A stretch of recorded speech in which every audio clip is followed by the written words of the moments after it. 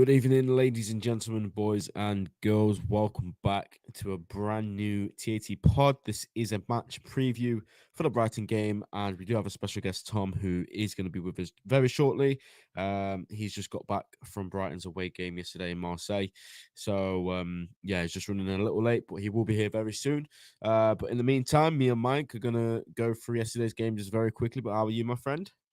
Very good, mate. Very tired. You were at the game yesterday, weren't you? Is that correct? hmm Did you make it? Yeah, bro, I was there, yeah. How was it, mate? How was the atmosphere? What was it like from your side of things? Boring. I'm not gonna lie, mate. I was very bored yesterday. Yeah, Tough watch. look, yeah, and it is what it is. It's Europa League. It's a team to their credit, they gave us a really good test, but Anfield was never going to be rocky, and it was never going to be like a Champions League night. It was never going to be super high intensity, especially with the game we've got on Sunday. So I Yeah. think maybe that was sort of part of the game plan in some ways, to just not throw everything at it, just play more casual. Obviously, if we needed to, then we could have gone up the gears. But yeah, it was just a very routine win. And you mentioned the atmosphere; it was absolutely embarrassing, to be honest, how bad it was. Didn't look good. No, it wasn't great. Their fans, however, probably the best or top two, I'd say, that I've seen at the ground. Oh wow, Absolutely unbelievable, their fans. Yeah, there was that's beautiful. Ajax last season, who were just, I think, on a different level to anything I've seen. But Mm. yeah, Union's fans yesterday, they were singing "You Never Walk Alone" as well, which was just Oh, that's gorgeous. unreal with the scarves in the air. Yeah, Mm. just a real nice club, it seemed, mate. Real nice fans. A good team, like I say. People were surprised that Klopp went so strong yesterday. But I put a tweet out saying maybe he just knows that these are a decent side. I think they've got a decent record in the Europa League the last time they were in there. You see it, Obviously couldn't good you? in You Belgium. can. So yeah, what was Yeah. your take on it, mate? The lineups and how we played and the result, of I course. tell you what, mate. I watched the game, and normally for me, when I watch a football game, I'm locked in. Doesn't matter what's going on, I'm locked in. I'm not one to go on my phone.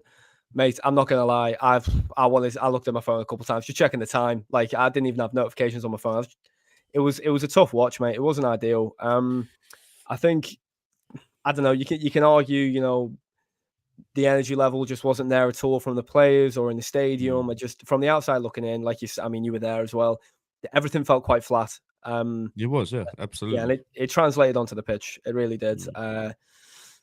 On the upside, though, I thought there were some good performances in the 90 minutes. Gravenberch, Kwanzaa both looked very good. Unreal, yeah.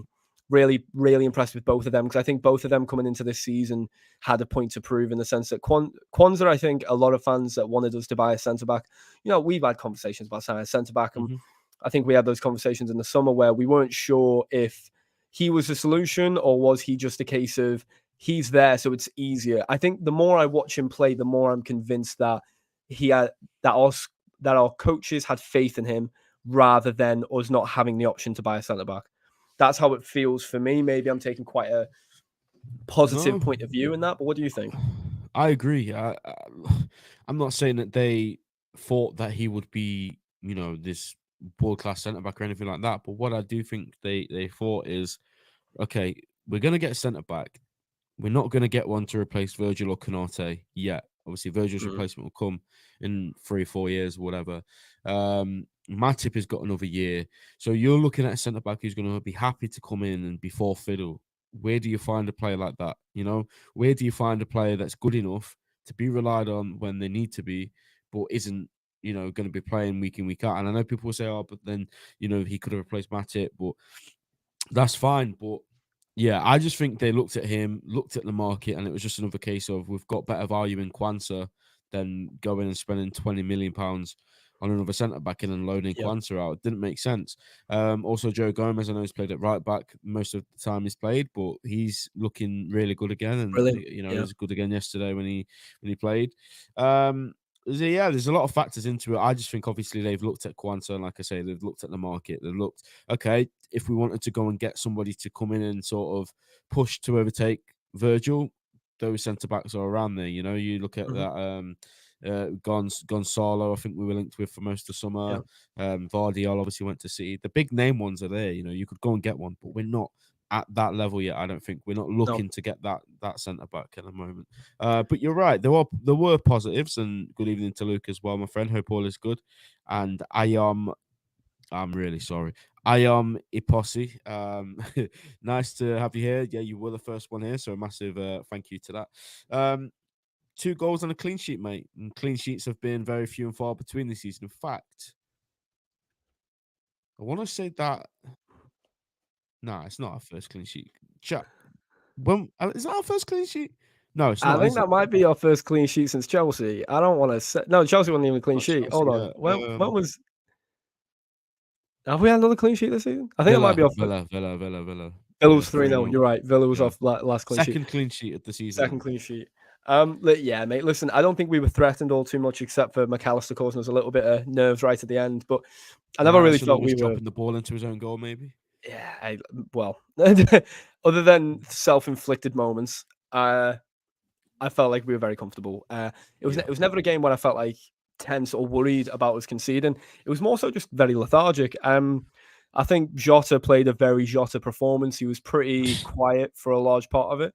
I think the longer he's been here, the quieter he can go in the game. But we still have the faith in him that he's going to pop up with a goal because in around the 6 yard box. He's probably our most natural finisher. Oh, yeah.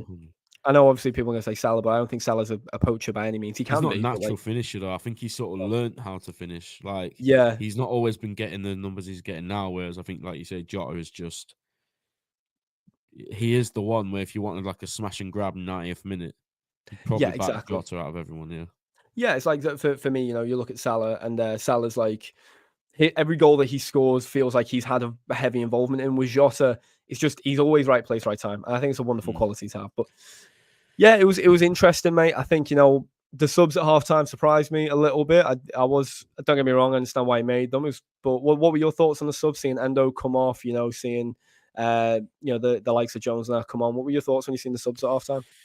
yeah. To be honest, I thought Jones was going to start because of Yeah, his suspension being, it is what it is. They're not going to take that back. So I thought Jones was going to start like Jota did, but yeah, I feel like we might see those two guys, Nunes and Endo. I think we might see them on Sunday. I think Endo's going to play. There's a lot of calls for Gravenberch, and I'd love Gravenberch to start, but I'm just looking at that sub. Gravenberch played the majority of the game. Endo only played just over a I half. was thinking So that with the sub. But would you yeah, put Endo in and move McAllister higher up the pitch? Do you think that's the I move? think look, we've been there before, haven't we? We've played Brighton numerous times and we've been carved open like, but a home or away, it's happened. So I'd love Gravenberch and, like I say, McAllister to start and Szoboszlai, of course. But I just think with that sub, how likely is it now that Gravenberch is going to be thrown in again 2 days later after? Maybe he will, because he's not played as many minutes as the other midfielders. But I just can't help but think, because Endo only played a certain amount, and Nunes only played a certain amount, I can't Yeah, help but think they're going to start on Sunday. But yeah, we'll Endo get felt into our tactical, didn't it? It did feel yeah, tactical. exactly, The Endo yeah, sub. You're exactly. right. We'll definitely get into our proper prediction a bit later on, guys. Mhm. Yeah, I mean, like I say, mate, 2 wins out of 2 now in Europa League, clean sheet, 2 goals, a win. All that matters right now is getting those wins on the board, isn't it, mate? The Yeah, performances, of course, are going to improve as we go along, but first and foremost, we just need to get that winning feeling, and we have got that winning feeling. yeah. Listen, by no means you rarely hear like, oh, there's a classic Europa League night. You know what I mean? You're not going to really hear that too often, at least not with Liverpool. And that's no disrespect to the competition. It's just I feel like every time we've been in it, it's not like we've played outstanding football for the majority. You kind of get through these games. The group stage is very much about grinding out, getting the points on the board, just getting through. Like, and that's what we're doing at the moment. We're walking the group, which is what you want. And that's no disrespect to the other teams, but you think I'd imagine we're going to go 6 out of 6 wins in the group. I don't see anything else really, personally. If we didn't do that, I'd be shocked. But it's getting the points on the board as soon as you can, because then you can rotate the team a bit more and have a bit more, maybe a nicer rest for 1 or 2 players. Because I personally don't want to see Salah. I was really shocked to see Salah start, and Alisson obviously came in because of Kelleher's injury. I understand that. Kanate obviously right now is surprisingly third, fourth choice, which is it's a testament to Matip playing as well as he is, and obviously Gomez at right back. So it's one of them. But yeah, mate, it's just getting the results on the board, isn't it? It's just getting the results done, get the points on the board, and move forward, which is what we're doing. The main thing for us, so, is 3 points against Brighton is crucial. Put everything aside against Spurs. At the end of the day, it's 3 points, not, it's 3 points dropped against Spurs. Where, it's not dropped as in anything that we could control. However, it's 3 points we don't have, so it's crucial we beat Brighton. It's not a case of getting a draw or anything anymore. We have to beat them. Exactly, and I think, look, I said at the end of the Tottenham match reaction, if you remember, we're going to go there and absolutely batter them because of this, and I think that was a bit rash. I don't genuinely believe we're going to go Yeah. there and absolutely batter them. I do think, however, that we are going to go there with a point to prove. We're going to go there with fire in our belly, really, and this team is going to be up for it. There's no doubt about it in my mind. We were, and I don't want to keep going on about it, but we were absolutely robbed. We were thieved. We were cheated out of at least a point, maybe 3. Who knows? The way we played with 10 men and 9 men, I would have backed us to win from 1-0 if that goal stood. We were cheated out of a game. Just simple as that. Yeah, exactly. So look, there's no way they're going to give us the points back. It's pretty clear now.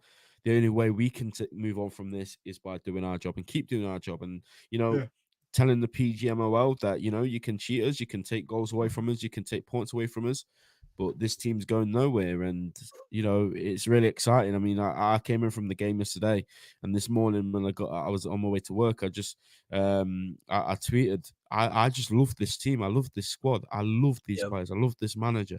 There's a sense of togetherness in this squad that I didn't even see, and this might sound controversial. When we won the league, when we won the Champions League, I don't know what it is about this set of players.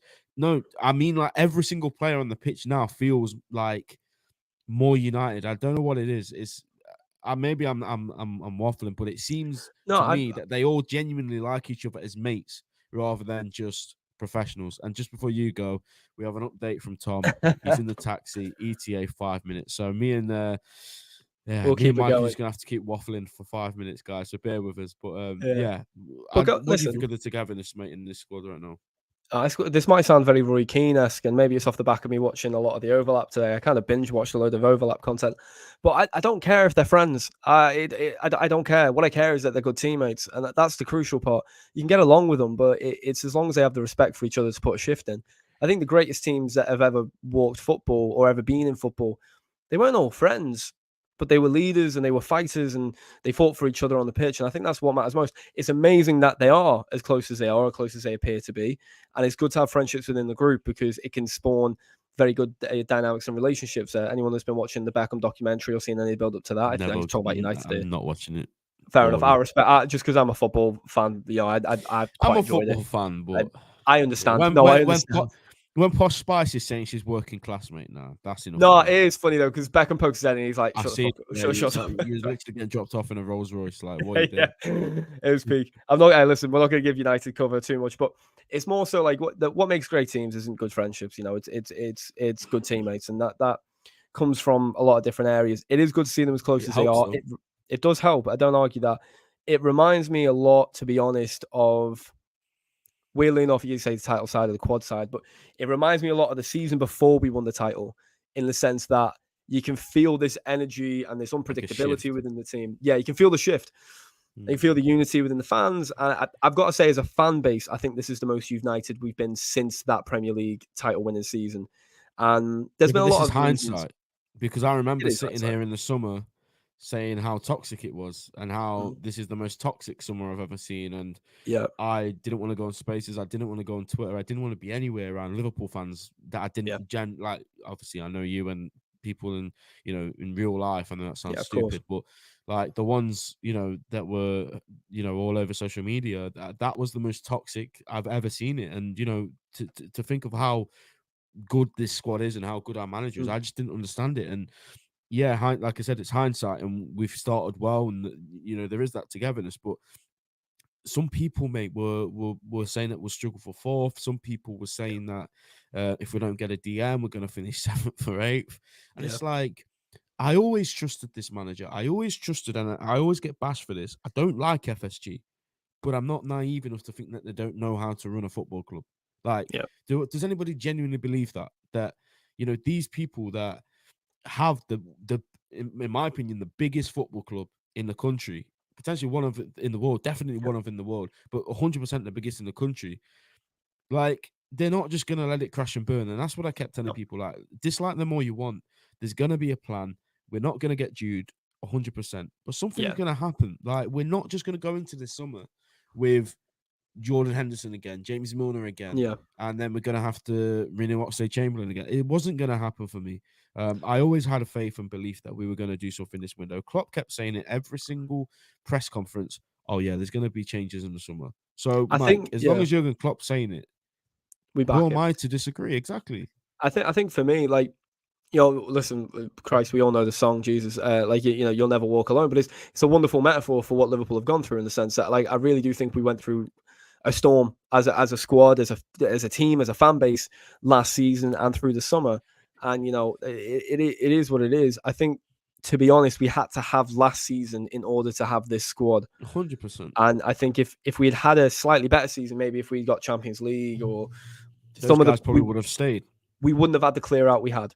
Yeah, I I believe that. 100% agree with that. And Yeah. I think it was crucial that we are in the position we're in now. Listen, we haven't achieved anything with the squad yet. Obviously, we've got to keep that in mind. I do think we will. I do think there's a lot of talent there.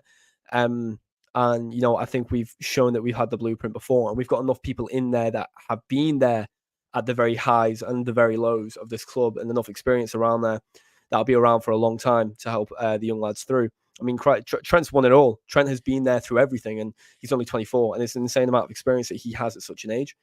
But yeah, man, I think we're in a position now where we're very united. Weirdly enough, that Spurs. Good. Tom's almost ready. I can waffle for a little bit longer, and we'll be ready, guys, for the guest. But yeah, no, I think all in all, man, it reminds me very much, that moment against Spurs almost felt like a larger version of when Xhaka riled up the fans at Anfield against Arsenal. Feels like a Yeah. larger version of that, in the sense that what we're seeing, we've got Anfield is up, the squad is up, the team is up, everyone is up now. We're alerted, we're awake, we're against it. It's Liverpool v the world kind of energy. And I think that is the energy that Klopp was wanting and wants and enjoys, because it triggers a reaction within the team and it makes a fight. It makes a real fight. And I don't know what you think, but that's certainly how I feel. 100%, I agree with you more. And like Luke says, we got so many leaders. Yeah. I was one, to be honest, that was a bit cautious of losing the captain and the vice captain in the summer. I always said, like, it's a bit of a bold thing, but obviously, like I said, Klopp knows these guys. He sees them on the training ground. Trent Alexander-Arnold's now been moved up into the vice captaincy role. Virgil is now the official captain. I know a lot of people say, he's basically the captain anyway, but he's the official captain. We've got Szoboszlai, who's, I believe, the captain of Hungary. We've got Endo now as the captain of Japan. We've got captain Robertson, of who's the Scotland. captain of Scotland. Salah, I believe, is the captain of Egypt. Yeah, We've exactly. got all these leaders in the team now. So, yeah, it's only going to be a good thing when you've got so many people that, lead by example for their club and country. And Hamza, hello, mate. How are you doing? All right, Hamza boy. Good to see you, mate. But yeah, I believe Tom is getting ready to jump in now, guys. So thankfully, me and Mike can stop waffling on about the Europa League. And Robbo Salah, exactly. Yeah. Expert wafflers. Yeah, exactly. I was a bit mad to see Salah start yesterday. Just going back to that, I didn't think Salah would play a minute in this competition. Obviously, he came on in the first game and scored a goal in like 20 seconds. It felt Such like, a good goal. but Such a good goal as well. yeah, I honestly thought until we get to the knockouts, he's not going to start a game. So to see him in the lineup was a bit mad. Diaz, the best player in Colombia, of course. Luis Diaz as well. The one we hit the post yesterday, I was absolutely good. It reminded me of another player that played for Liverpool with the same first name. The way he took it exactly. down, You know what? Yeah. took it past the player, and then hits the post. It's so sad. It was so Suarez-esque, wasn't it? And then it comes back out to him. He takes a touch, smacks it, and then I think it hits Jota and then bounces back out. Luis Diaz is amazing. He is. He's a very, very good player. And yeah, I'm really excited every time I watch him play, Mike. I don't know about you. No, I love watching him play. He's electric. And to be honest, we've got a few of them players in the squad now that, when they get on the pitch, they're just exciting to watch. Like Szoboszlai is just amazing to watch. Salah, obviously, we know how exciting he is. Nunez is just a ball of energy, incredible to watch. Diaz. Let's not talk about that, miss. I'm not going to talk about it because if anyone thinks I'm going to get in here on Friday night and waste my time criticizing Nunes, no, I won't. Wait till Sunday. There's no criticism, but it was a bit He embarrassing. should have scored. He should have scored. It's what it is. He was offside for the chance, was he? Okay, He wasn't. He was on. I like the cope. He was on. Yeah, fair enough. Hamza says, "I'm good, mate. Finally a weekend after a long week. I know exactly how you feel, bro. I know exactly how you feel. But what better way than to start your weekend by watching me and Mike and Tom in just a moment ahead of a big game. And I'm going again on Sunday as well. So oh, nice. Yeah, it's gonna feel like I've not had a weekend because traveling to football matches, especially down south, is a long day. It's a long day. It's going to be a long weekend as well, mate, for me. I'm out. I literally will finish this and I'm heading out to Liverpool for the night. Then I'm out in Manchester tomorrow night. Nice, mate. Nice bit of traveling, mate. But I wish I could go to the game. That's going to be quite the environment for you. Yeah, I mean, I'm really looking forward to it. Because yesterday was quite flat, like I was saying. I already know, like being in away ends, any away end is just exactly what you'd expect with Liverpool. So yeah. Brighton won't have a stupid on for that game. We'll get into that when Tom joins. We're gonna chat to Tom about the players that Brighton won't have available, the players that they will have available. Tom's gonna pick his 11 that he believes will start the game. And I want to get his thoughts on a certain Argentinian as well, because if you guys remember, if you guys have watched the channel for a while, I think it was you, Mike, as well, when we signed Alexis McAllister. In fact, it was just before we signed Alexis McAllister. Yeah. And Tom was adamant that, there's a price and, Tony Bloom's not going to negotiate. I don't think, did anyone know that his release clause was 35 million at that point? I think it was, I think there was rumours that it was going to be 35 plus add-ons. So everyone was talking about 35, but I was like, no, there'll be loads of add-ons with it. That was at that point. That's when I first started at the TAT, mate. Well, look at that. But let's hold the McAllister chat because I want to get Tom's opinion in just a moment. And here he is. He's finally back from Marseille. He's jumped straight onto TAT pod. So first of all, Tom, it doesn't matter that it's 23 minutes in. We're grateful to have you on, mate. You could have been as late as you wanted today, my friend. Oh, pleasure. Pleasure's all mine, but thank you so much for getting me involved again. Your voice is completely gone. I take it, mate. I'm hoarse. Yeah, my voice is hoarse. Just, do you know what? I tell you what, I get why you lot love European nights so much because I've got the flavour for it now. I really do. But Velodrome was an experience and a half. I don't know. Talk to us about it, mate, because I think yours was the early kickoff and I was at the game, so I didn't get to see any of it. What's a game as well? What's a game? Right? It was ridiculous. First of all, I mean, the Marseille fans are nuts. Like, I haven't heard an atmosphere like it. They have like 3 or 4 separate areas for their ultra fans. They've all got different like sets of fans, and they are loud and they are orchestrated. And the atmosphere was really intimidating. We were loud, don't get me wrong, but when you've got 40-odd thousand people shouting about, it's gonna be silence. And every time we got the ball, they were whistling, and the players just didn't find their rhythm for the first 45 minutes, and we got punished for it straight away. So 2 goals in quick succession, very similar to what happened over at Villa. And we'll just look at each other. Oh God, here we go again. This is a good. De Zerbi promised a different Brighton on Thursday, and it's so far first 45 minutes we were seeing the same Brighton from the Villa match. And I don't know what he said. He said something very passionately, something poetic, clearly, because it changed the game around. And all of a sudden, we were up for the task. We were up for the challenge. Couple right decisions in the subs, including João Pedro. Brilliant. And his penalty finish, as cool as you like. I haven't heard whistling like that before in all my life. It was loud. That place is loud. I'll tell you that now. And when that celebration, when he just went like that to the ultra fans, that stand like bold. You just know that he's it's that mentality, that strong mentality that De Zerbi's been wanted to try and instill to all the youngsters. And it's just that we're just now at this point now where we've got this thing of, okay, we're mounting up to the task. We slipped up at Athens, didn't do well against Villa, but now we managed to claw back a point from 2-0 down at half time. It's big as well. Huge. You draw your aways, win your homes, so you tend to go through. Absolutely. Well, we fluffed up our lines against AK Athens, so it'll be interesting to see what happens next up when we welcome Ajax to the Amex. That's going to be an interesting one as well. It's going to be some gorgeous football in that game, I can tell you right now. There'll be some beautiful football played in that game. Absolutely. They like to play a certain way, and we're playing a certain way as well. So it's definitely going to be end to end for sure. It'd be interesting to see how we mount up to that challenge. Mm-hmm. Yeah, whilst we're talking about gorgeous football, I want to cash a memory back, mate. I was just speaking to Mike. You came on the channel a few months back when Liverpool were just about to sign a certain World Cup winner. Wasn't Lionel Messi, unfortunately. It was Alexis McAllister. Yeah, I want to get your thoughts, mate, on how you think it's gone from the outside looking in. Obviously, we know how Brighton fans absolutely love that guy. You know, there was nothing but praise when the signing was announced. You know, sometimes you see a bit of saltiness. There was none of that. It was compared to Moises Caicedo. I think a few of you guys had just washed your hands with him the way he went out about things. But yeah, McAllister, first of all, mate, what have you made of his start in Liverpool? I know it's been very limited, and you know maybe you're not seeing him as much as you'd have hoped. But yeah, talk to us. Have you had a chance to sit down and watch him in a Liverpool shirt? Yeah, I've seen him a couple of times actually, and to be honest with you, he's very. There's a lot of similarities to how he's been playing when he was back with us, and it seemed to suit Liverpool to an absolute T. And there were a couple of times his passages of plays and movements, and I could see Klopp's reaction to that, like applauding and like giving the thumbs up, sort of the classic way that is very similar to how De Zerbi was with Caicedo and McAllister.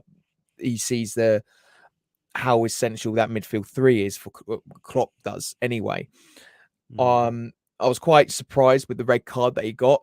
Personally, I thought that was he was a bit kind of like he could have looked it, but I thought the other players sold it pretty well in my book anyway. But who am I to criticize a referee these days?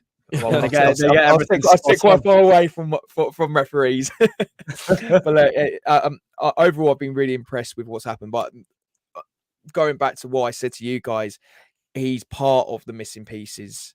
And I think what we're seeing now, you know, you got Subazai coming in and Gravenberch coming in.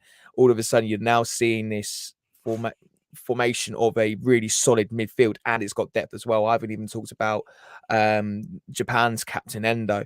You know, that all of a sudden now you've gone from when we talked about McAllister signing, you still need to get 2 or 3 more recruits to now you're now finding yourself a solid midfield package right now that really is not really talked about enough, to be honest with you, which I find really surprising.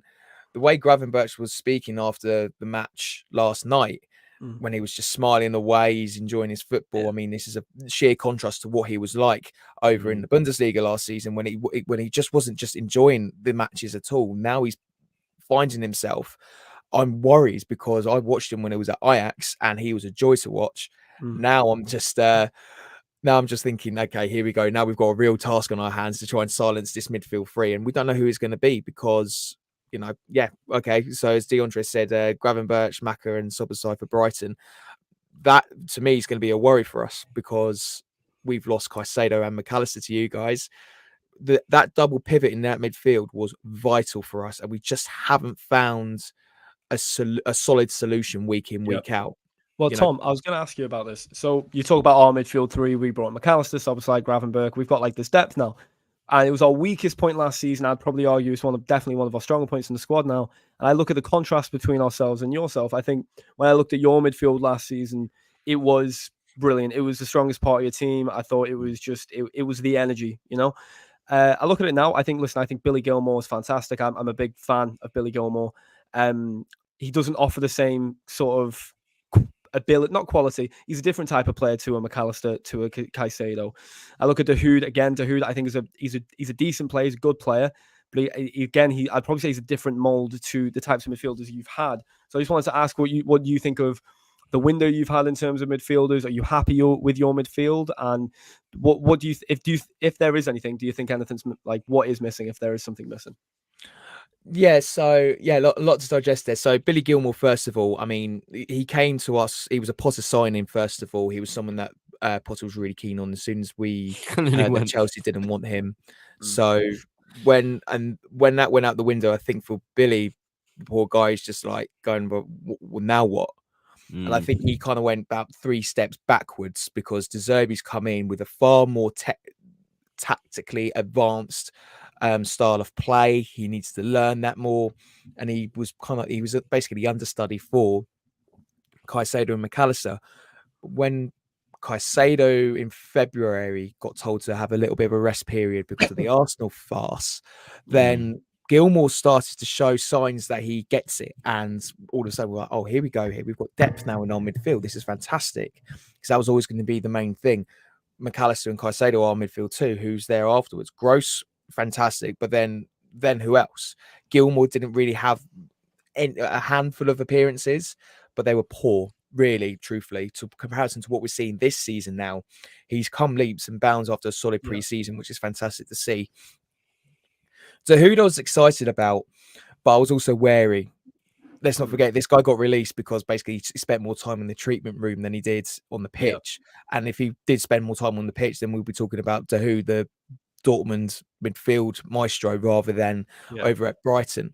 He wasn't good last night. He has moments of brilliance, and then when it's kind of getting a little bit gritty, he doesn't really get himself stuck in, and that's something that he needs to learn very, very sharpishly, very quickly.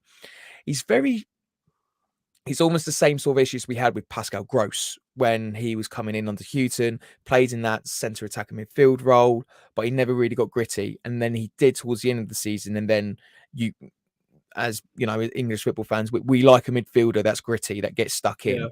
And as soon as Dahoud gets that, well, we'll James appreciate it. Then, I think really the guy that is going to be changing on midfield is Carlos Baleba. When he came on against Bournemouth, wow! Like this is the guy that is going he to. Started to replace think Caicedo. like, we've done it again. Yeah. Oh, they've done it again. There's no doubt about it. Yeah, absolutely. Yeah. I've not seen him personally, so I'm looking forward Ben, I'll tell you this. I hope you don't mind me saying this, by the way, because I'm sure Tom knows. You watch Believer play and you'll be like, 2 seasons, we'll sign him, 120. It's one of them. He's another one of them, mate. There's a lot of quality coming through those ranks. And I mean, you got in I'm going to say the names wrong here. Please don't ask him if is it sustainable, because I really don't want I'm not going to ask him. I'm not. Listen, I won't have that conversation with him this time. But they've got like in CCO, I know I say that name wrong, but you've got 3 or 4 really young, talented midfielders that, again, mate, a season or 2, you're going to see go for bonkers. If obviously you never know Brighton, if they sustain themselves, they'll be fine. Yeah, absolutely. And you know, and then Sisso's out sadly for probably until next month now. I think he's going to come back into training, so we'll probably see him about December time, which is a real shame, because I think this is going to be like the season where he's going to be like the main character of the team, if you will, in that attacking form. And I think his injury's been a bit of almost a blessing in disguise, because we got Ansu Fati straight after we announced that's what a signing. Andrew, yeah, and what a signing as well. But again, Fati's someone that's again showing promise, but he's not really found that real mixing. He has again moments of brilliance, and he is getting pressure because he's not a shoe-in for this team. He's getting more minutes in than he would do at Barcelona, but he hasn't got anything going in terms of being a out-and-out first teamer, I would say, because you've got João Pedro just breathing down his neck at the moment. And I'm sure he's probably coming and thinking that, he's good, but he's been playing championship football. But I'll tell you what, João Pedro I think he is our signing of the season, really, in the transfer window. And we haven't even talked about Igor Julio either. Again, brilliant defender for us and someone that we needed. For me, and to your next question, Mike, when you talked about what we're missing, we need more at fullbacks. And I know someone might talk about James Milner here. He's a fantastic squad player. He's someone that is going to be boosting that dressing room atmosphere in the same way Lallana has done, same way Dunk is. But Milner can't be that guy that we need to rest on in case Estupiñán's out, and he's now out for a month. And now we need someone that left back every 3 days now. Who do you have? Well, at the moment it's been Lamptey at left back and Veltman at right back. Again, Veltman, wrong side of 30, not that fast either, and he got bullied at Villa, and I think that's also why we got absolutely. Well, we got Veltman on the weekend. Milner's gonna have to run it back to 16-17. Yeah, almost whole season at left back. Almost. He was unreal for that, to be fair. Do you know what I love Milner? Milner immediately has got what De Zerbi's all about, and I know he's had interviews about this before, about the similarities and the differences between De Zerbi and Klopp. And he almost kind of exudes that expectation now as well. If he sees a player that's not in the right position, it doesn't matter if it's a yard or 10 yards, he will shout at you, and I really like that. He's brilliant. He is, and he was talking about Evan Ferguson as well, another player for us who will probably give us another nine-figure transfer sum, which will work marvelously for us. Again, I hope he doesn't leave. Surely you want to keep him though. You don't want to keep selling these players. Look, we're going down that sustainability route here. Again. I'm not sorry. I know. Bring me on the Brighton pod, mate. We'll have it there. I just want to go back to James Milner for 1 sec, because I remember there was a moment last season, and this just sums up James Milner. He does not care who you are. He squared up to Virgil van Dijk. I can't remember who it was, and he was like shouting at him, screaming in his face, like, "You need to do this. You need to stop doing that." And it's like, that's Virgil van Dijk. Like, and I know James Milner is a football legend. He absolutely is. But like, to do that to somebody with the stature and the aura of Virgil van Dijk, I think that just sums up what Milner is like. It doesn't matter who you are, what you've done in the game. If you're not doing your job, mate, he's going to be absolutely on your neck. Yeah. Oh, absolutely. I think as well, like, you got to appreciate the people that he's worked under and worked with. Like, you know, he was at Newcastle with like the likes of Joey Barton, and he's worked under David O'Leary and Kevin Keegan, and then Martin O'Neill. He's worked alongside, you know, Roy Keane. There are so many different characters, and it's molded him to who he is now. And he's a very special player in my eyes. Yeah. I think it's a brilliant bit of business, the fact that he's in our squad. So yeah, it's fantastic. But look, go back to what you just said, Mike, about, you know, I would love to keep all our players. I would love to have kept McAllister and Caicedo for 1 more year just to enjoy the European tour. You'd have had a really, I think you're still contenders now. Probably you'd say Brighton are up there in terms of the teams that are in it right now. I know teams are going to drop into it from the Champions League, which will make it more difficult. But if you kept those guys, mate, I think you could have had a real crack at it with what you've got now and those guys.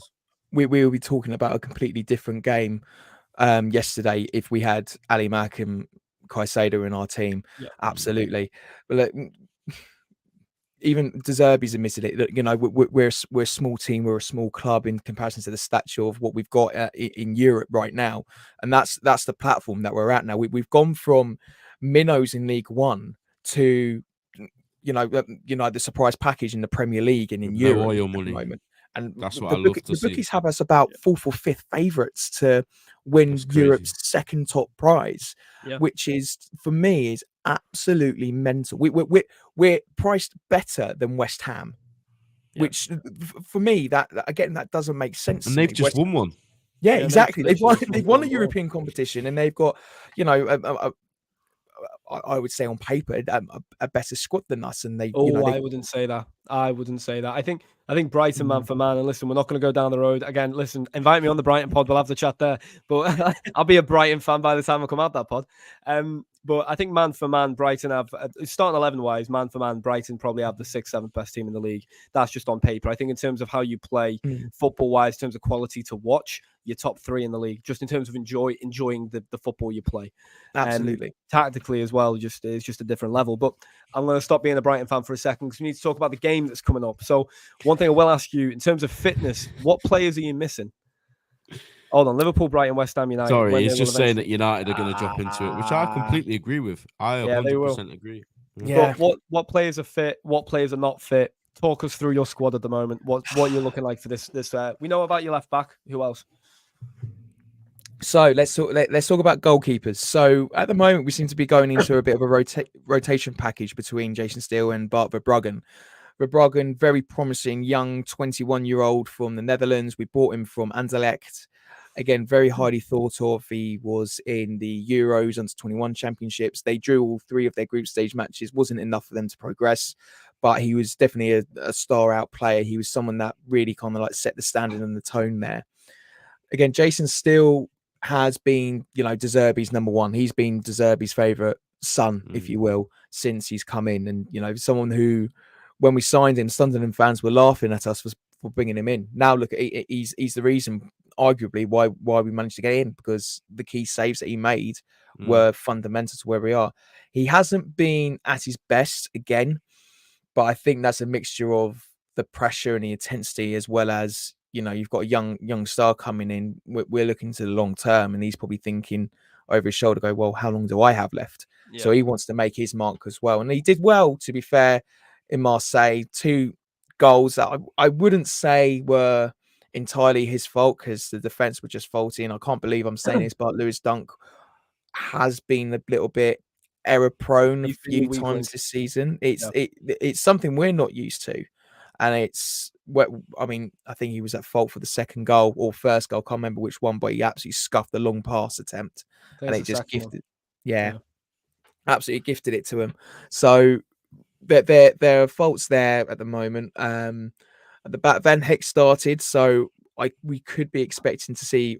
By the way, we're averaging about 6 or 7 changes between each game at the moment. So I'm expecting probably Webster to start alongside Dunk. Veltman started, so I reckon Milner will be starting.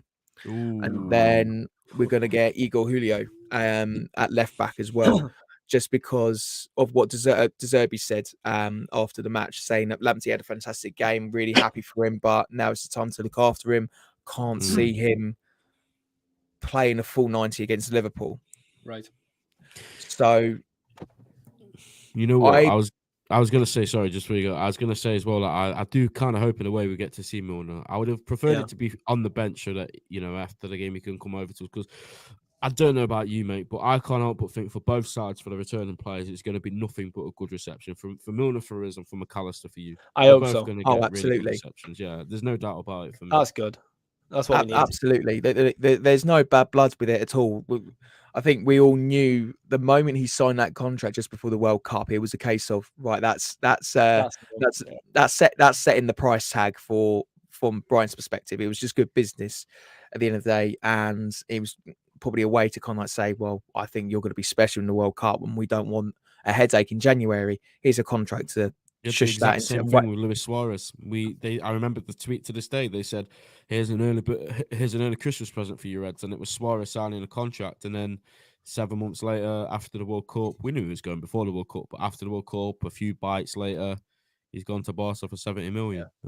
So yeah, it is interesting. But I think, like I said at the start a bit earlier on, I think from what I saw anyway, from at least some of the Brighton fans online, I feel like Caicedo and McAllister, 2 completely different scenarios. You mentioned the Arsenal situation, and I remember Caicedo doing an Instagram post saying that he's great, he's happy to be Brighton's most expensive player of all time, and then constantly like trying to force his way, agreeing to move with Liverpool, knowing that he's going to go Chelsea, all these things. So it's a completely different scenario, isn't it, for you, I guess? Absolutely. I think the thing is, there is no bad blood with Caicedo. From Brighton's perspective, there is bad blood, however, with his agent. I'll say this now. We can't linger on it too long, but we all know his agent is a money-hungry man who doesn't care about football. He even came out and said Liverpool with a better project, Brighton with a better project, Chelsea paid the most. Disgusting. It's ruining football agents. Agents like him ruin football careers. Simple as. Nailed it. Look, yes, to everything. Brighton even sat down with Caicedo, right? I know this for a fact. They said, we know you've agreed personal terms with Chelsea. They're still in negotiation periods. We've got this bidding from Liverpool, which we accepted. Listen to them. Have a call with Klopp. Speak to him. Okay. They said to him, I think you'll be a much better fit there. De Zerbi said you'll be better off at Liverpool. I never knew that. At the moment, I don't know how you can argue that. Chelsea's a poison chalice. It really is. And it is. But apparently Caicedo said, well, no, I've got on the agreement with Chelsea. Right, okay. I could tell you, I can list like 10 transfers right now that when they've gone backwards. Roy Keane, for instance, said yes to, I believe, Liverpool, I want to say, and then Man United locked him in a room and said, sign this contract. All this kind of stuff. Look, things happen for a reason here. And I'm sorry, but for him to say, no, I want to honour this, with all due respect, you were saying that you're going to Arsenal. Well, sorry, your agent said you're going to Arsenal in January. Yeah. You can definitely give time to Klopp, and he did. But he said, no, I want to honour Chelsea. And I think I've been watching him as well with keen eyes since Pochettino, is the manager. Yeah. He is a fraction of the man that we saw week in, week out. So I think he's probably regretting it a little bit. I mean, all those sentimental videos of him with his mum did make me laugh, because I was there thinking, like, you've never said that. You said it was a dream of yours to go to Manchester United, and that it's a dream of yours to go to Real Madrid. And Real Madrid and Barca and PSG and the Chelsea thing is as well, and that Arsenal. the bit that made me laugh about this, and we will get on to the game again in a moment, but this just made me laugh. The picture they used before, when they said it's always been a Chelsea thing, was a Chelsea shirt from about 3 years ago. I thought that was hilarious. It's not like he was like 5 years old and he was like wherever he used to live at that age, you know, with a vintage Chelsea one with Samsung on the front. This was a free Chelsea shirt, which I believe was the one they wore when they won the Champions League. Yeah, that's Drogba on the back of the shirt. What are you what's going on here? What is going on? Like, I couldn't believe what I was seeing there. Like, he's always been a Chelsea boy. No, he hasn't. That's a very new T-shirt. If that's the case, then my God, they need to see my T-shirt collection, because I'm a fan everywhere, according to Chelsea admin. But look, that I think, again, we were angry with Cucurella going. We were angry with the way Potter went. We respected with how Alexis McAllister left, because he wanted to honour us. He knew he got interest in January, and he knew he could have got a big club in January, but he wanted just to stay on, and he wanted to make us get to Europa League. He even said it as well. He wanted to take us as far as he possibly can while he's still here. And that was kind of like a case of, yeah, I'm leaving, guys, but I want to make sure that the job's done. Yeah. And we respected that. He didn't jump ship when the job was half done. He wanted to get that task in. And I remember him crying his eyes out at Villa Park. We lost it. Villa got their European tour sorted, and we had ours already booked. But seeing Ali Mack wanted to clap the fans, but he was just so inconsolable, and like the players were hugging him. De Zerbi, he had his arm around his shoulder. You know, we this knew was before it was agreed as well, wasn't it? Yeah. Yeah, it clearly was. So we just knew that he was there. That was his last time on the pitch for us in the blue and white shirt. And you know, fair play. That's the kind of way that most supporters would want to see their players go. If there's someone bigger and better to go for, yeah, let them go. So just no, absolutely no hard feelings. Then I'm going to be the first one to cheer his name when he plays, because he was a joy to watch for us. It was great to see him. You know, when he was on loan at Boca, when I watched on some streams online, and going from there. So back there, yeah. Well, he'll be back. He'll be back at the Amex on Sunday, just in the wrong shirt. Yeah, exactly. Just in the right shirt, cheek. Just before we move on to predicting the lineups, because we always like to finish on that, I just want to ask you briefly, because I know time has just rapidly gone. Obviously, Brighton, and you won't want to talk about this, I guess, but you come into this with no wins in your last three. Obviously, you lost 6-1 to Aston Villa away, and only one win in the last 5, I believe, and that was against Bournemouth. Yeah, first of all, what's gone off? Is this just a little blip? Is this something that you believe you're going to overcome? And what do you expect to happen? Because, like, you know, as we all know, like me and Mike, if we were from the outside looking in, Liverpool isn't the team that we'd want to face on the back of that form. Absolutely. I think it's probably the worst kind of time, the fact that we've got Liverpool this side of the international break, and then we're off to Man City afterwards. So on paper, it's not great. But I think, being a Brighton fan, that the warning signs have always been there. When we won at Arsenal last season, De Zerbi said we're not ready for 3 games a week, and we're not. We just did. We don't have the squads capable for it. We don't have the recruitment in place. When I mean by that, I mean we don't have the money bags to bring it in. Yeah, we've spent close to £100 million, but we can't just easily. Yeah, we need to spend more than that, but we don't. And we have a very strict model, strict code, which the club have been very, very clear on. We always go and recruit long term, which is fine. And, you know, we do have players coming through, and we have brought in some, you know, immediate options as well. But, you know, we can't bring in a Szoboszlai, an Endo, a McAllister, and a Gravenberch all in one window. We just can't compete with that. And I think that's why we kind of like stuck to our roots with this whole thing, because we got here through what we have done in the past, and it's working. So we just got to, and I can't believe I'm going to say this like I'm an Arsenal fan, we've got to trust the process here. Oh, jeez. Yeah, no, here we go. Here we go. I'm not overly that concerned because of the comments I said earlier, we've lost our double pivot midfield duo. We're trying to find a solution there. We've got in some new faces in, still gelling, and it's all clicking, going in the right direction. We're getting responses from the players that we need, but we need to get that from the first whistle rather than the first whistle in the second half. So that's probably my main concern. I'm more concerned in the fact that we didn't recruit well at fullback. Again, I'm going back to that. That's probably my main concern.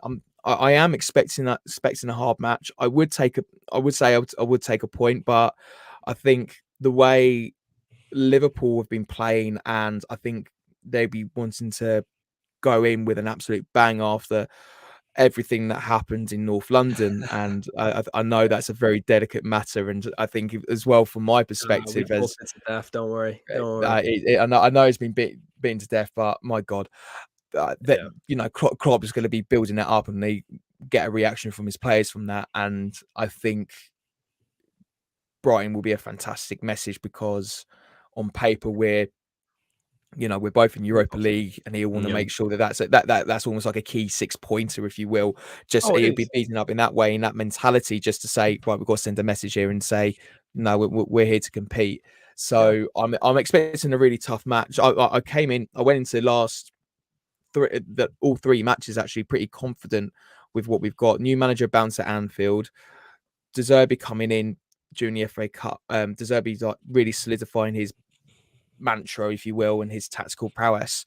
By the time we welcomed you guys both in the league and in the FA Cup as well, there was just this all of a sudden this accelerant in belief and this mental strength in the squad. But now we're now seeing that tested because we've lost a lot of players, we've gained a few players, and now we're just trying to make sure that we stay that consistency. Personally, for me, I said at the start of the season, I'll take a decent run in Europe and a top 10 finish. You did just say so that, long as I'll take that. I think we can safely say now we're a top 10 Premier League side, which I think that's still bonkers. But I think with Spurs clicking, I think if Chelsea if they finally click, then that's a concern for us as well.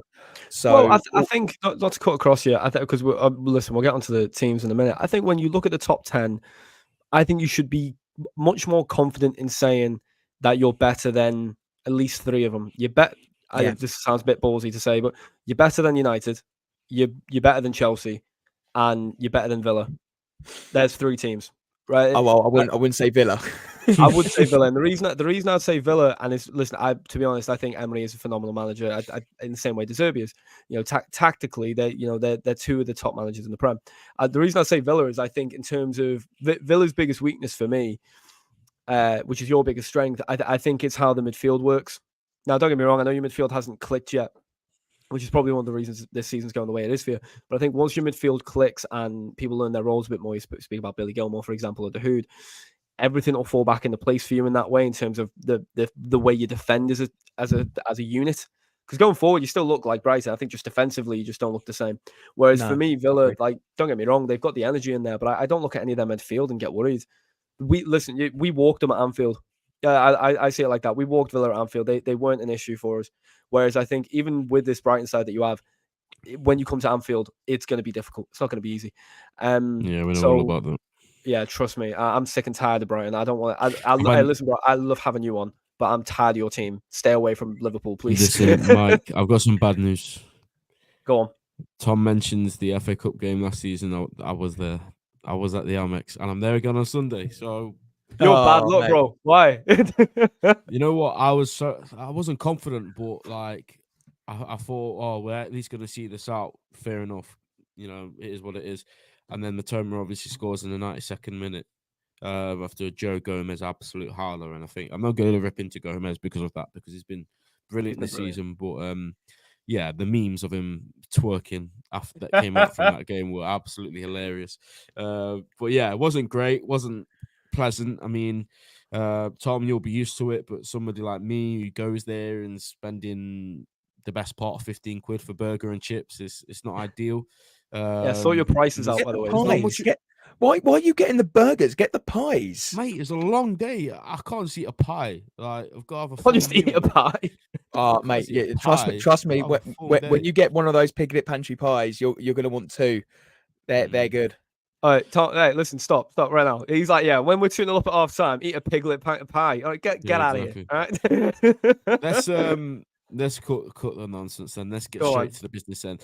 Tom, I couldn't actually find like we've got one like this, and most of the other clubs do have one like this as well. That wasn't a flex, by the way. I know it sounds like, oh, we've got one like this, but Brighton don't actually have one, so I'm gonna have to actually type the names in as we go. So hopefully I'll be spelling them correctly. So who's gonna be in goal, do you think, mate? I'm gonna go brave. I'm gonna say Jason Steele is gonna be trusted again. I think he's done enough. Right back is gonna be a Is this the tricky one. formation? This is what you play. Yeah, isn't it? that looks about right. I So thought so. formation, we'll go. Yeah, right back. It'll be Milner for me.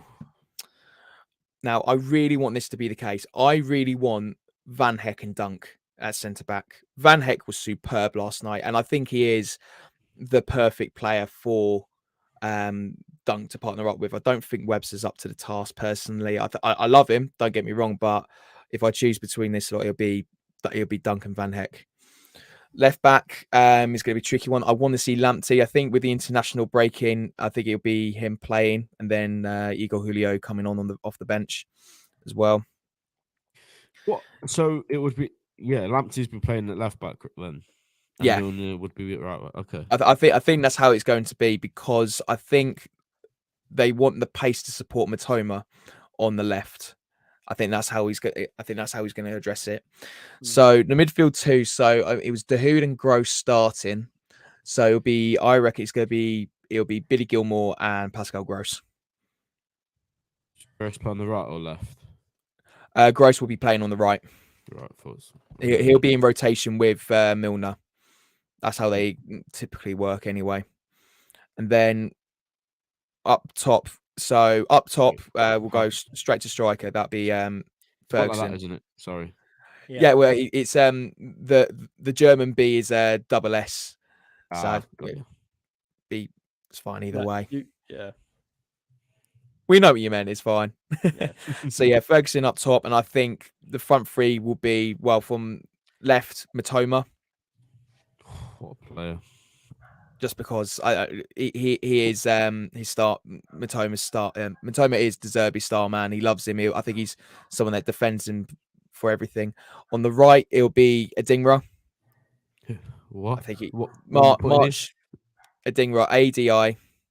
Putting for a spelling exam here. NGRA. Spelling bee at 9 a.m. 9 p.m. And then number 9, it's going to be João Pedro. I'm sorry, he was just superb when he came on. Oh, yeah, just Pedro. There you go. that would be my team. I think the only question mark we'll have will be Lamptey, from what De Zerbi said.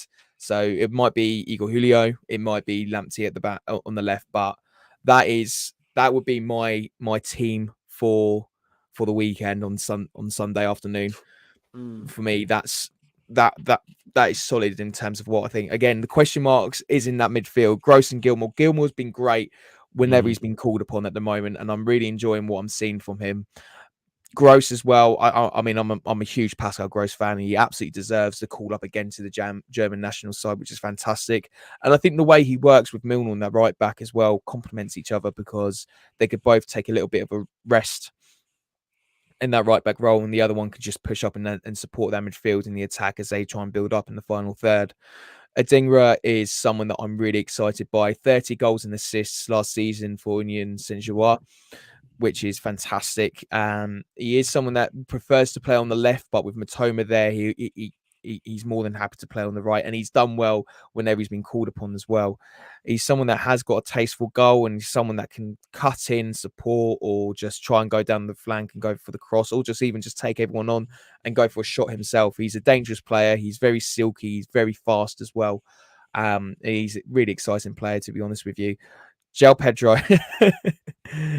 João Pedro, just read that comment there about Prime Messi. João Pedro is just someone that's just a fantastic player. I mean, spending about 35 million on him on the Championship player was quite surprising, but he has been quality for us as well. So I think from what he did in Marseille, he definitely deserves the start as well. And then we've got Evan Ferguson, who was, again, he was well rested on yesterday, came on for 15 minutes, did a fair amount, but not a lot. So I think we could see him replacing Welbeck up there. So yeah, I think that makes it five changes for the Albion. So a little bit more modest for De Zerbi, but I think we could see a fairly rotated side in for the match at the Amex. Yeah, I mean, the one that caught me by surprise was a dinger, and I just think it's because of my ball knowledge. I'm not too familiar with him. So I'll have to see. And usually, it's those players that you're not too familiar with that can cause the most issues. But yeah, no, that looks like a very, very solid team. Mike, what I've done for hours, we'll get your predictions in a I knew minute as you'd well, do Tom. it. Yeah, I was like, you do it. What I've done here is I've tried to sort of put in the players that are guaranteed to start. Let me know if you believe there's any that you're not saying is guaranteed, but I think we're pretty much certain the only debates are the two midfielders and the centre back and the right back. Yeah, listen, the suspensions help sort of pick the lineup a little bit as well in terms of the front three. So yeah, listen, you nail on the head with everything you got there. I would say if we're starting midfield, I'm gonna say you had a very smart shout, so I'll say McAllister and Endo. McAllister on the left, Endo in the six. I think potentially, if I look at it as a tactical side of things, we may be looking for a more standard six than what McAllister is, purely to help cope with, firstly, the movement of Ferguson when he drops off. João Pedro as well in the 10, and Matoma when he cuts in. It's going to be crucial how our midfield operate defensively. And there also leads into who I think is going to play right back. I think we're going to see Joe Gomez again. I think Trent still, he's not match fit, is what I would say. I don't think it is a good idea to throw a fish that can't swim into waters with sharks, which is Matoma. I don't want to. I wouldn't do it. Matoma, João Pedro, Ferguson, all running at you on that side. Not too concerned about the fullback. Touch wood, watch him score a screamer now. But yeah, no. Trent wise, I'd rather have Gomez at centre back, and then that leaves Matip to play alongside Van Dijk. I think to be honest, he's going to stick with Matip, not just purely off it, but the last thing you'd want to do to a defender who's been playing well, he scored the own goal against Spurs. It would eradicate his confidence if he was pulled from the lineup. It would eradicate any confidence he's built up. And I think in terms of man management, Klopp's very smart. And I think if he was not going to start on Sunday, he would have played on Thursday, and he didn't. So I think we'll see Matip and Van Dijk. Strongest areas for us going forward will 100% be Diaz versus whoever you play fullback, Salah versus whoever you play fullback. Toughest battles for us. Say Tom's that again. put Milner at right back. Beauty, can't wait. I think Diaz will have an absolute walk in the park against him. I really do. I love Milner. I love Milner, but all you have to do is pop a ball in behind. Milner's best defensive displays at fullback for us when he was up against a technical midfielder. When we came up against City, you had Foden on the left.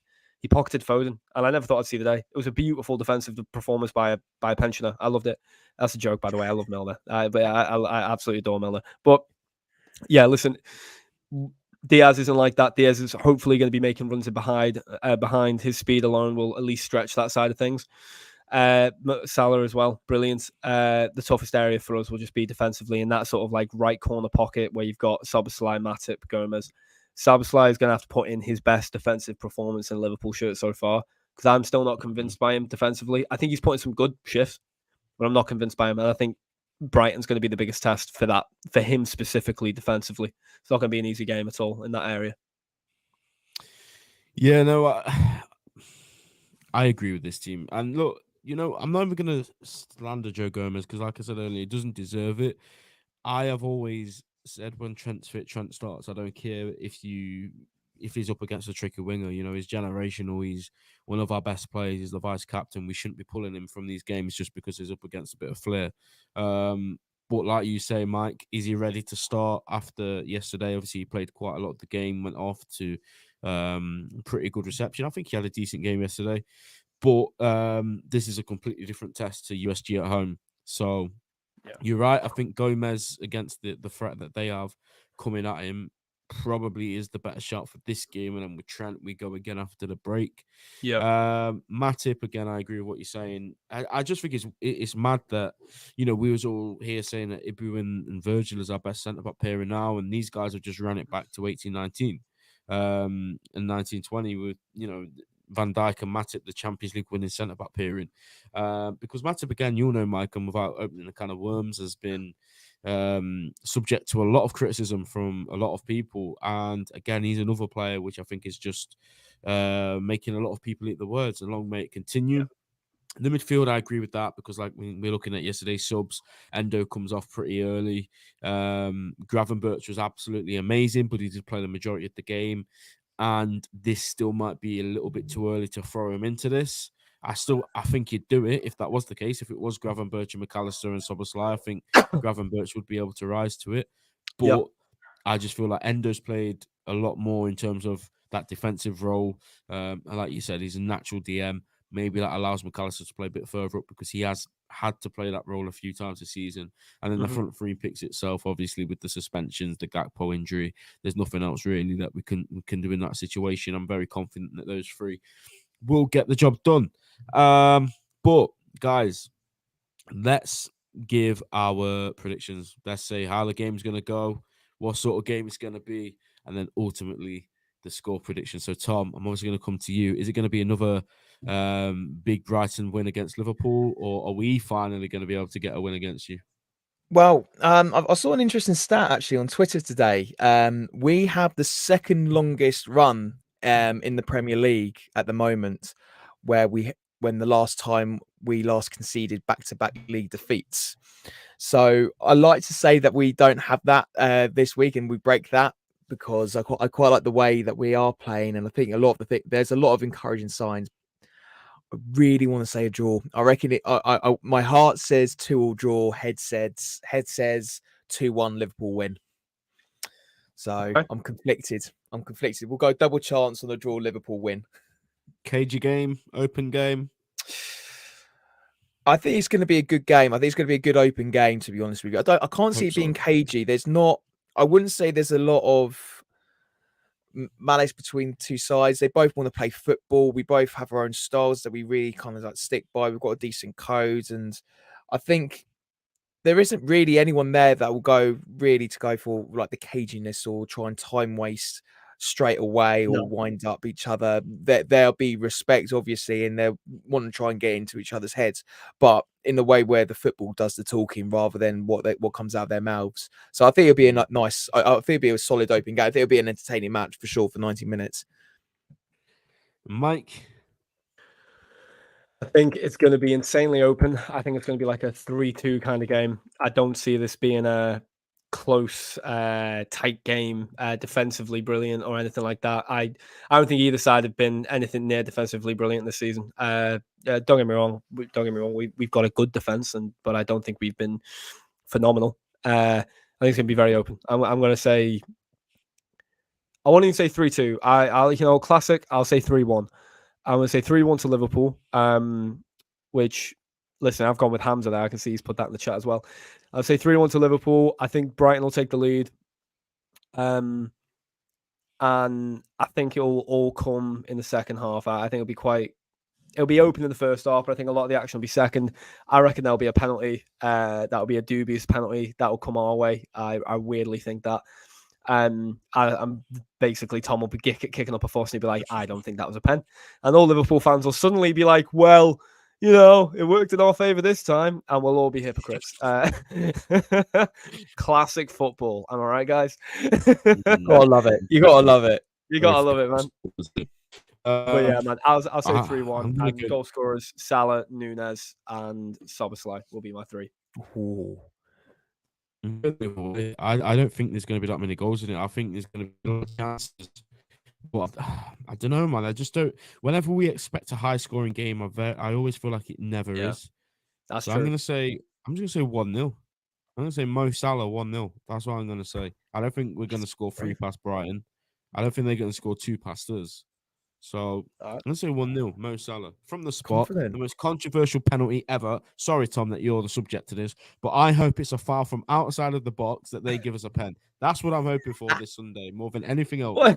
We spent the last week going, all we want is fair officiating. And now we're like, I hope we get a dubious decision. Yeah, that's what I hope. Mo Salah penalty that was never a pen. And then, we'll take it from there. But that is what we got time for today, guys. We've gone on for over an hour, and Tom, massive thank you for coming on, mate, after Thank you, your trip away to Marseille. No, Just want to let thank you for the people patience, know. lads. No, it's No all right. problem. It's all good, bro. We're just honored to have you on. And do you want to let the people, because obviously I think there'll be people watching on the replay as well, let the guys know where they can find you, mate? Yeah, guys, be sure to follow me on Twitter at TomJPhillips_.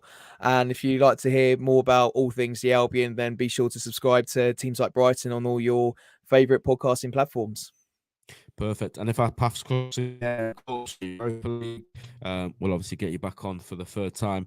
And yeah, Making a obviously hat-trick. me and Mike will be around after the Brighton game. I will be back at a reasonable time because it is a 2 p.m. kickoff. So it'll probably be like 9 p.m. match reaction, something like that Lovely. on Sunday. So yeah, let's hope that we can beat Brighton for once. Take care. God bless, and we'll see you Sunday. See ya.